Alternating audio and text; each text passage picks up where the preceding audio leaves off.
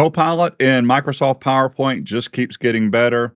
I have noticed now that when I open up PowerPoint to start a new presentation, I still have Copilot up in the top right, nothing new there, but I now have this Copilot icon sitting here, very similar to MS Word when you have a document running. So when I click on this, create a presentation from a file, and then ask Copilot, this is really cool. They have improved this. When I select create a presentation about, I'm going to keep this simple and do the Atlanta Braves. You can type in whatever you want to, send it off. What it will do now is put this in slide sorter view by default because I use the Copilot inside of PowerPoint and not the Copilot up in the ribbon. I still could have gotten a presentation about the Atlanta Braves from the ribbon, just to be clear about that.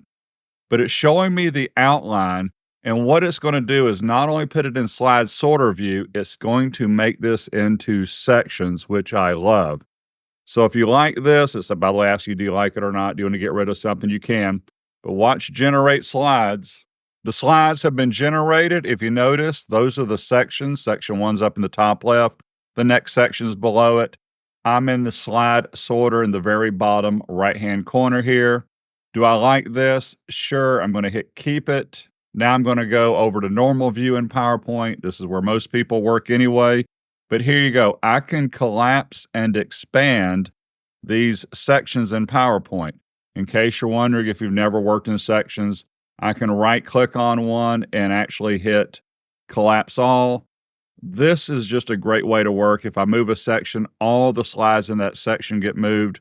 Most of these have 4 slides, except the conclusion is 1. If I expand this 1990s, you'll see those 4 slides right there. I am loving that it puts it in sections.